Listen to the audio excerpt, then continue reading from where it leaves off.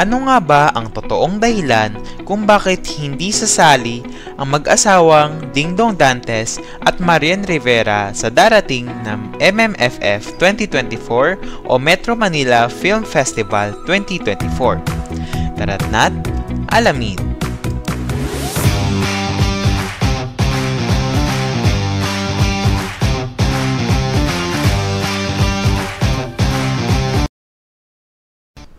Babawi sina Dingdong Dantes at Marian Rivera sa kanilang mga anak ngayong Christmas season, kaya hindi sila sasali sa Metro Manila Film Festival 2024. May kanya-kanyang bagong pelikula ang kapuso celebrity couple na inaasahang ipapalabas ngayong taon. Ngunit hindi ito magiging entry sa MMFF. Natapos na ni Dingdong ang shooting ng pelikula nila ng award-winning veteran actress na si Charo Santos Concho na may working title na Love After Love. Si Marian naman ay mapapanood sa upcoming film na Balota, isa sa mga official entry sa Cinemalaya Philippine Independent Film Festival 2024. Ayon kay Dingdong, nagpapasalamat siya sa pagkakataong makatrabaho si Charo Santos sa isang kakaiba at napapanahong pelikula. As in, grabe yung experience. Kakaiba si Ma'am Charo. Napakagandang experience for me. I am very grateful I was able to work with her in this lifetime. Ani ni Dingdong nang makapanayam ng aming team at ng ilang piling miyembro ng entertainment media nitong nagdaang Biyernes. Dagdag pa niya, siya yung tipong kung ano nakikita mo sa TV, ganon din siya sa totoong buhay.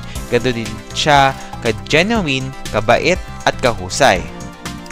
Ipinagmamalaki rin ni Dong ang kwento ng kanilang pelikula na tungkol sa tunay na kahulugan ng pagkakaibigan at nagbabala siyang mag-expect daw ng unexpected. Plus, sa material na ganong kaganda, sinulat at dinirect ni Irene, it was such a privilege, sabi ng kapuso primetime king na si Dingdong Dantes. Nang tanungin kung may entry ba siya muli sa 50th MMFF, wala raw muna dahil gusto nilang i-enjoy ang holiday season kasama ang kanilang mga anak na si Marian. Babawi kami kina Zia and Sixto, sabi ni Dingdong, na naging super busy nga noong nakaraang taon dahil sa MMFF entry nila ni Marian na Rewind, na itinanghal bilang highest grossing Filipino movie of all time.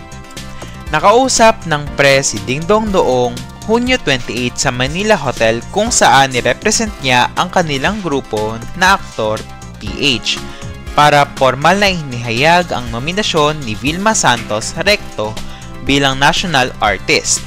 Anya, ito na ang tamang panahon para kilalanin ang husay at talento ng star for all seasons bilang isang haligi ng entertainment industry pati na rin ng public service.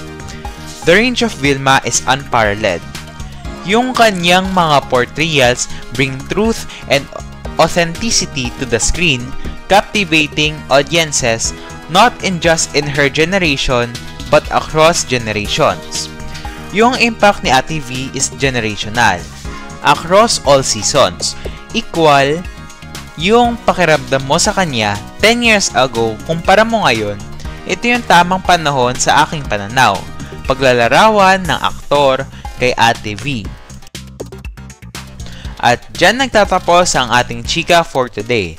Huwag kalilimutang pindutin ang subscribe at bell button para lagi kayong ma-notify kapag nag-upload ako ng panibagong uploads.